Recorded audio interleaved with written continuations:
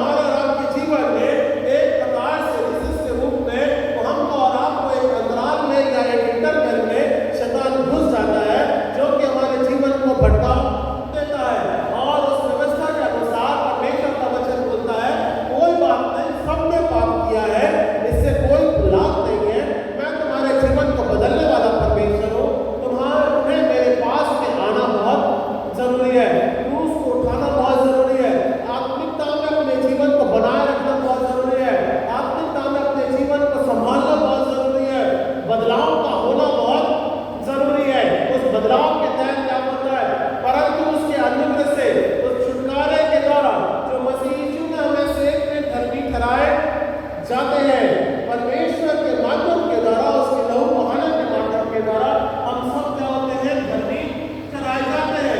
और इसीलिए परमेश्वर का वचन पौलुस के माध्यम के द्वारा प्रकट करता है नए जीवन का बदलाव कैसे होगा, नए जीवन को हम कैसे प्राप्त करेंगे। जब तक हम क्षमा को नहीं प्राप्त करने पाएंगे तब तक वो नए जीवन को हम प्रवेश नहीं करने पाते हैं या हम बनाने नहीं पाते हैं। रोमी की पुस्तक में ही हम 6वें अध्याय में हम देखेंगे इसी बात को समझने के लिए नए हो जाने के माध्यम के द्वारा परमेश्वर किस प्रकार से बदलाव को रखता है। 6वां अध्याय और 12 से 13 पदों के बीच में हम इस बात को देखते हैं। इससे पाप तुम्हारे नाशवान शरीर के राज्य में राज्य ना करे कि तुम उसकी लालसाओं से अधीन रहो और ना अपने अंगों को अधर्म के हथियार होने के लिए पाप को सौंपो और अपने आप को मरे हुए में से जी उठा हुआ जानकर परमेश्वर को सौंपो और अपने अंगों को धर्म के हथियार होने के लिए परमेश्वर को सौंपना बहुत जरूरी है। सो परमेश्वर के तहत अपने जीवन को to give the authority to Christ, मसीह को अपने अधिकार के रूप में ठहराना बहुत जरूरी है। नहीं परमेश्वर आप मेरे अधिकारी हैं, मैं अपने जीवन को तेरे समक्ष सौंपता हूँ, आप मेरे लिए मार्ग निकालें, आप मेरा मार्गदर्शन करें, आपके तहत मेरा जीवन बना रहने पाए। इसलिए पौलुस यहाँ पे नए जीवन के बारे में बात करता है। So we need to submit ourselves to Christ. क्रूस उठाने का तात्पर्य इसी बात को हम प्रेरित के रूप में देखते हैं। और पौलुस इस बात को यहाँ पे कराता है हम और आप जो भी हमारी सांसारिक लालसा अभिलाषाएं रहती हैं उन सबों को हम त्याग करके मसीह के साथ क्रूस उठाने के रूप में हम तैयार होने पाते हैं। अधिकारी से उसकी धार्मिकता में अपने जीवन को और उस समय को बिताने पाते हैं जहाँ पौलुस उस समय के दौरान अपने जीवन को परमेश्वर के साथ संगति में बनाए रखता है। 3 दिन तक उसकी आंखें बराबर है, सही बोल रहा हूँ मैं, 3 दिन तक उसकी आंखें खुलती नहीं है। इस कदम को बंद कर दी जाती है कि वो पूर्ण रूप से अंधा, जन्म से अंधा नहीं था वो, उसकी संसारिक अंधेपन को परमेश्वर ने बंद करके आत्मिकता की आंखों को खोल दिया था। ये नया परिवर्तन है, नए मनुष्यत्व में बदलना। तब उस वक्त वहां पे हम और आप एक नए जीवन को परिवर्तित होता हुआ देखते हैं। और उसी के तहत पौलुस अपने क्रूस उठाने के विषय में अब इन बातों को कराते हुए वो लिखता है। सो क्रूस उठाना हम और आपको बहुत अनिवार्य है। रोज बरोज परमेश्वर के साथ में संगति में बिताए रखना बहुत जरूरी है, अनिवार्य है। या मसीह में नए जीवन के रूप में बढ़ना अनिवार्य है। रोज बरोज एक साथ उसकी विश्वास की संगति में बने रहना उसके हमारे लिए जीवन में अनिवार्य है। और उसके तहत उसकी धार्मिकता में अपने जीवन को बनाए रखना ये हमारे लिए बहुत अनिवार्य है। रोज बरोज अपने जीवन के साथ अपने जीवन को बनाए रखना ये हमारे लिए अनिवार्य है। दूसरी बात, क्रूस उठाने का महत्व या उसका कार्य क्या है? मसीह के साथ संगति या सहभागिता को बनाए रखना बहुत जरूरी है। ये क्रूस उठाने का तात्पर्य है। हम और आप मसीह के साथ उसके क्रूस उठाने के रूप में मसीह के साथ उसकी संगति में बने रहना बहुत जरूरी है।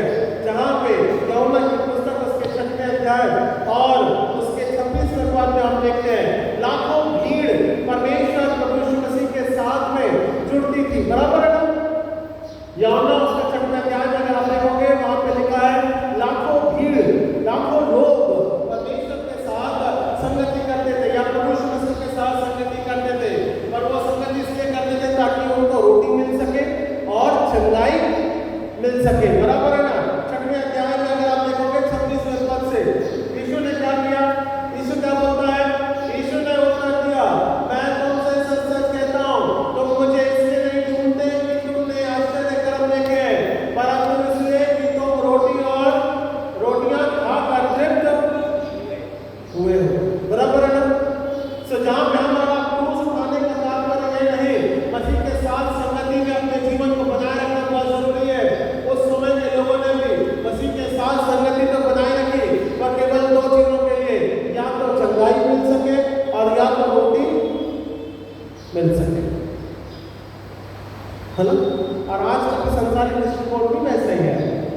पास हम क्यों आते हैं?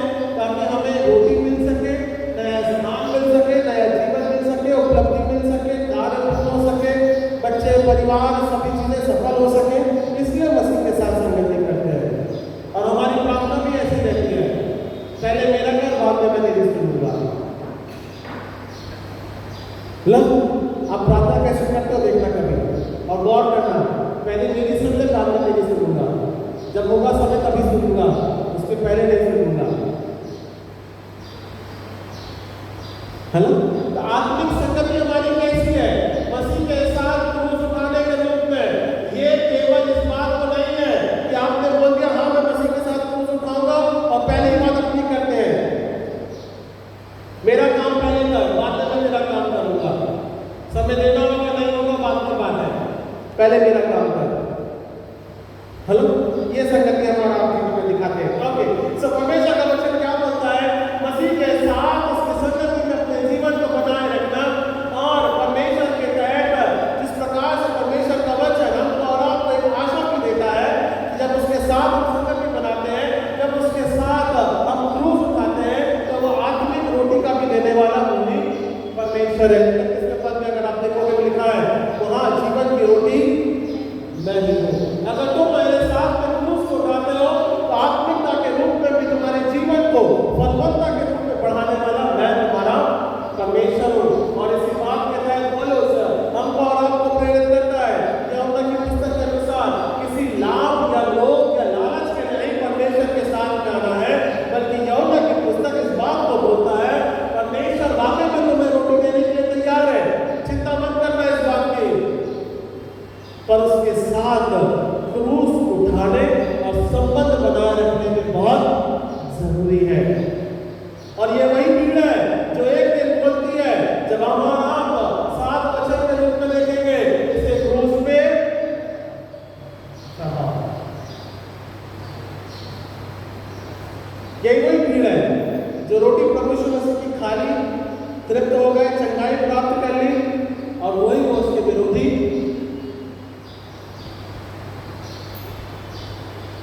प्रभु यीशु मसीह बहुत अनुग्रहकारी है, वो सामर्थ्य परमेश्वर है, वो किसी भी प्रकार से अपने जीवन को तैयार रखेगा। वो उसको मालूम नहीं क्या होने वाला है या क्या योजना है परमेश्वर की, पर उसने नकारा। आत्मिक रोटी जब बोल दी उसने, आत्मिकता के रूप में अपने जीवन को प्रकट कर दिया, धार्मिकता के रूप में जब उसने अपने जीवन को प्रकट कर दिया, तो उससे वो पलटा नहीं। यूहन्ना 6वें अध्याय के अनुसार बोलता है, मैं जगत की रोटी हूँ, तुम्हारी आत्मिक रोटी हूँ, जीवन की रोटी हूँ, सामर्थ की रोटी हूँ, मुझ में विश्वास करो, अनंत काल के जीवन में तुम प्रवेश करने पाओगे। और इसीलिए पौलुस कहता है, रोज बरोज हमको मसीह के साथ क्रूस उठाना चाहिए। वो आत्मिकता की रोटी में सहभागी होना बहुत जरूरी है। और इसीलिए